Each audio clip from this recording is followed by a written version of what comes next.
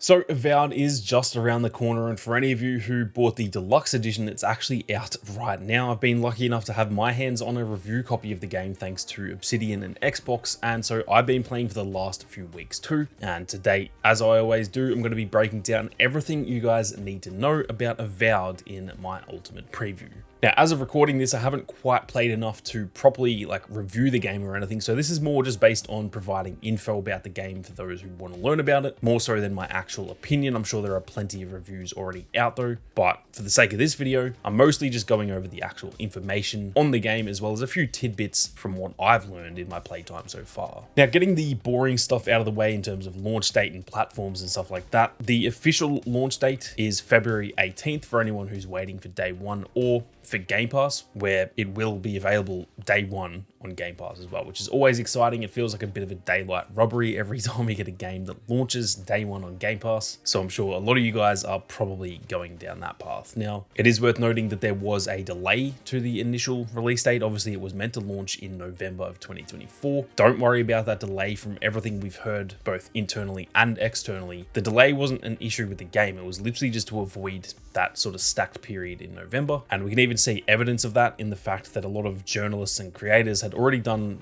massive previews back in November where they'd played 20 or so hours of the game over 3 months ago now. So the delay wasn't anything to do with they found a big issue with the game and needed to fix it. They literally just pushed it back to avoid that really busy period, which ironically is now even more stacked in February, which is honestly kind of funny to see. Now, in terms of the platforms, as of right now, the game is only going to be launching on the Xbox Series X and S, as well as obviously on PC, and it will be available, like I said, on Game Pass for both of those systems, or I guess all of them, as that is 3 different systems. Now, as for PS5, there is nothing whatsoever confirmed about that at this point. They have literally said nothing on that topic, but based on the way that Xbox has been moving, I would be shocked if this game doesn't make it to PS5, whether that's 3, 6, maybe even 12 months from now. And so for any of you who want to play this game but you don't have an Xbox or a PC, hopefully it will be on PlayStation eventually. It seems that is definitely the path that Xbox is taking over the last few years. Now, in terms of the Xbox versions, it seems like the game will have options on the Series X anyway. I'm not too sure about the S, but on the Series X, it will have multiple options. They've kind of come out in the last few days with some information about this, that initially we thought it was only going to be 30 FPS, but they've now essentially confirmed it will be available in 60 FPS as well. So they haven't actually gone into this, but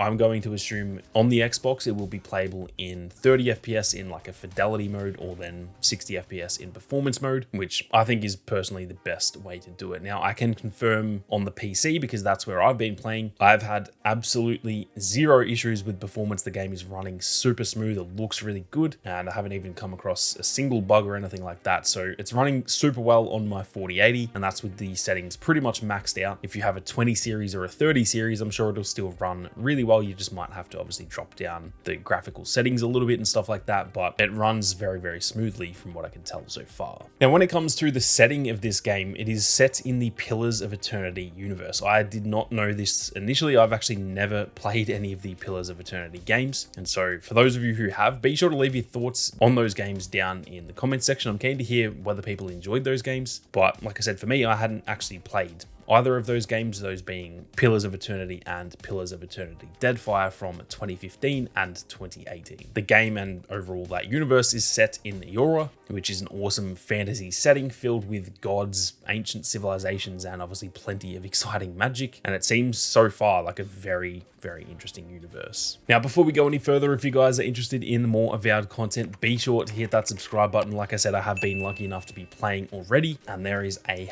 hell of a lot of content on the way, so you're going to want to make sure that you don't miss out. Now, touching a little bit on the open world, the devs have confirmed, and I can also confirm this just from my own playtime as well, that exploration is very much rewarded in this game. There is obviously a main path, as there is with every single player game ever. You can just beeline the main story if that's what you want to do, but this is the type of game where exploring and just going off into the wilderness to see what you can find is rewarded. There are going to be a lot of hidden secrets. There are things that are definitely worth tracking down, and there's even a few things where I have found what I thought was the hidden item in a secret little area, and then I actually kind of kept going and found something that was even better than what I initially found. And it seems like exploring as much as possible is definitely the best way to play this game, which is very exciting for me. That's generally how I like to play games like this. Now, I haven't explored the whole map just yet. Like I said, I'm still not finished with the game or anything like that, but it seems like a pretty solid size as of right now. It almost seems like more of an open zone map than a proper like open world map. And it's been compared by a lot of people who played the game back in November as more of a Dying Light type of game than Skyrim, even though it seems to be drawing a lot of comparisons to Skyrim simply just because it kind of looks a bit like Skyrim. But yeah, I feel like the map is definitely a little bit more in line with a game like Dying Light. The devs themselves have also even compared it to the Outer Worlds more than any other game, so that's more the type of map you can expect. It seems pretty damn big. It's not small by any means, but it seems kind of compact but very dense. There's a lot going on, there's a lot of stuff to find, and it's not just big for the sake of being big.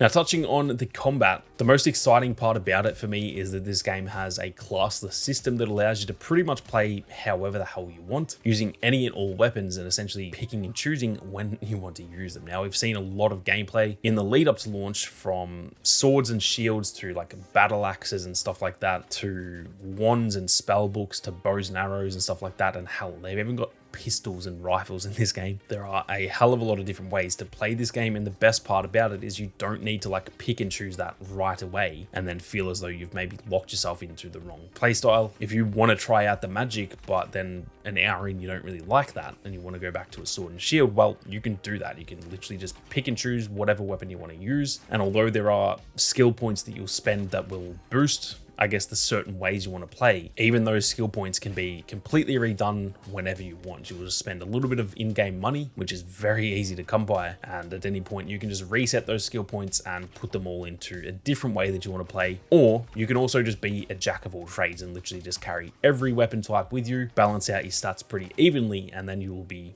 well equipped for any given situation. Now, something else I wanted to touch on is the character creation. Obviously, it's always a lot of fun in any RPG creating your character at the start of the game, and I have to say the character creation in this game was pretty solid. It's nothing groundbreaking by any means, but it felt very satisfying overall, and there is a lot of different customization. Now, in this game, we are what's referred to as a godlike. We are someone who's been touched by the gods, and we're essentially like a deity among regular people, and being a godlike in this game means that you have these sort of like plants growing from you that you can customize, and they're actually a pretty big part of the game. Now, you can hide them, which I think is a good touch, because I'll be honest, a lot of them are kind of like ugly. They're almost like fungus growing from your face. So if you don't want that and you don't want to see that, they've allowed you to turn that off, which is really good, but it will still be referred to in the game. So characters will come up to you and be like, what the hell's growing out of your head? Because to all of these people, that is not normal. And so personally, I think that's actually a great way of doing it. You don't have to see it yourself if you don't want to, but it's also